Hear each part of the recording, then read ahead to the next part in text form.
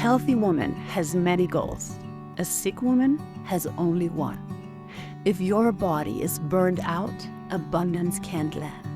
No matter how much you dream, plan, or manifest, if your body is depleted, your life will feel stuck. Today we explore why your bank account isn't the way to abundance, your body is. Welcome to the Doula Johanna podcast, where we reclaim our voice, our space, and our power, and learn to show up for ourselves with the same love and care we've always given to others.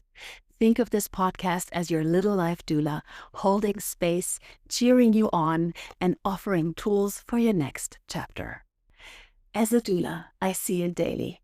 Transformation starts in the body. Whether it's a woman preparing to give birth, or a mother recovering from burnout, or someone grieving a loss, the body carries it all. In midlife, especially as mothers, we carry so much. Sleep deprivation, mental overload, the endless to-do lists, the push and pull between caring for children, jobs, partners, and aging parents. Self-care can feel impossible. But what I've learned, often the hard way, is that taking care of your body isn't a reward you give yourself when everything else is done.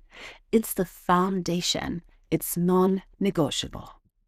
Let me share a bit of my own story. In my 20s, during my PhD, I had no respect for my body's limits. I would work myself into the ground. Sleeping too little, drinking and smoking too much, eating whatever I could grab, and constantly pushing forward.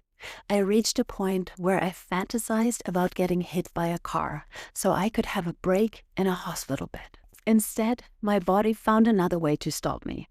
I got tuberculosis and was on sick leave for 6 months. That was my body's cry for help. Success is meaningless if it comes at the price of your health. My PhD never meant anything to me as it came at too much of a cost. In my 30s, after having my babies, I fell back into the same pattern, but in a different form. The self-sacrifice of motherhood, putting everyone else first, thinking I'll rest after everyone else is taken care of. But there's always someone needing something.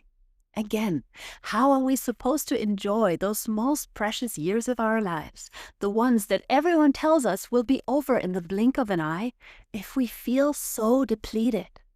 It took me years to understand that self-care is not selfish. It's survival. Now in my 40s, I've finally started to shift. I talk to my children about it.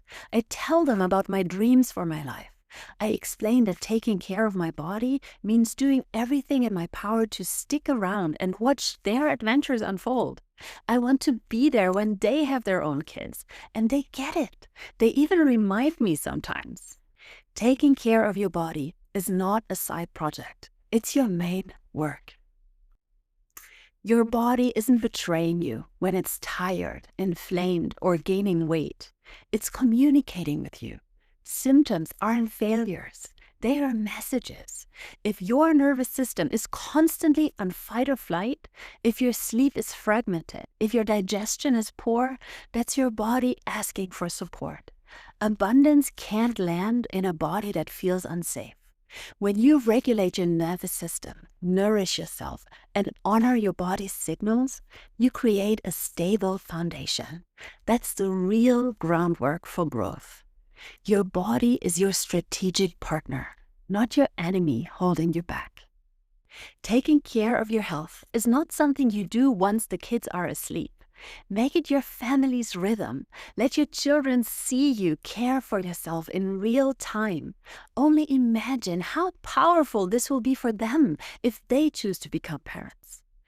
I use the NEWSTART model with the 8 pillars of health as a guide for myself and my family. Not as a rigid checklist I try to work on after all the work is done, but as gentle pillars that I can easily remember during the course of my day.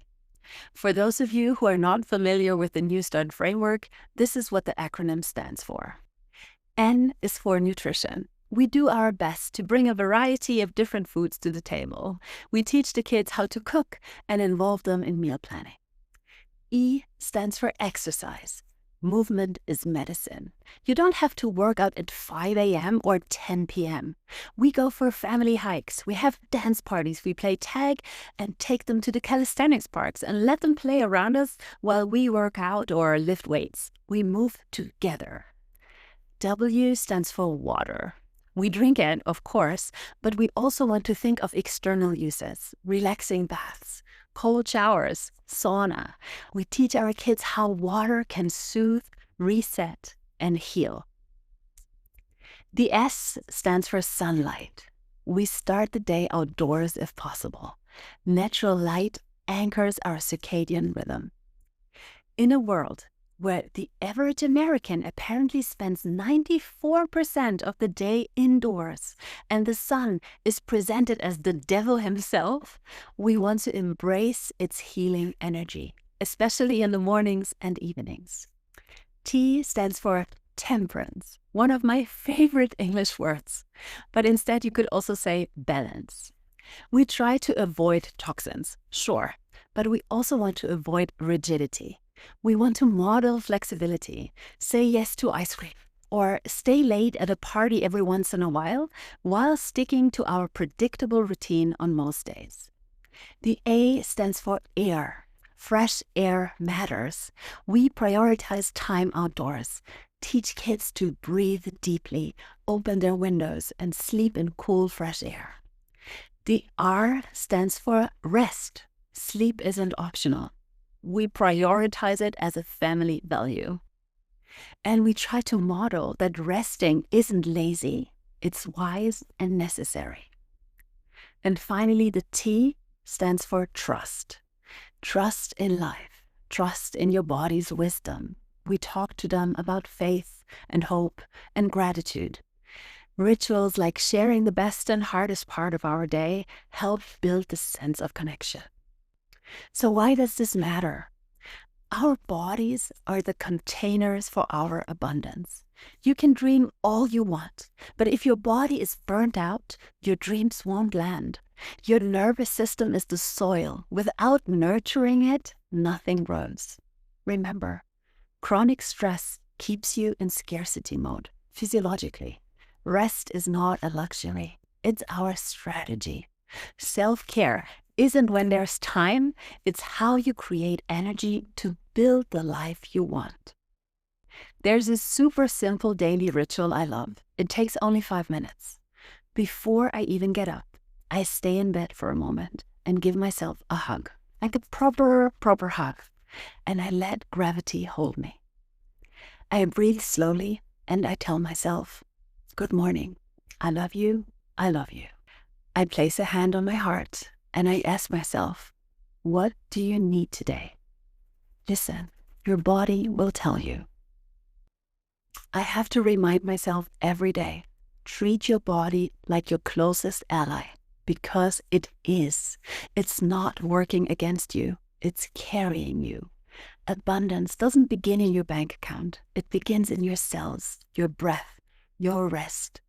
And if you model this compassion to your children, you break the cycle of depletion, not just for you, but for generations. Next week, we'll go even deeper. I'll guide you through a powerful visualization exercise to help you dream bigger, to imagine your ideal life, not as a fantasy, but as a roadmap your body and heart can start moving toward. If this episode resonated with you, I'd love to know which one of the NEWSTART pillars of health you're focusing on this week. Share it in the comments or tag me on Instagram. Let's inspire each other. Until next week, take care and remember to be your own life doula.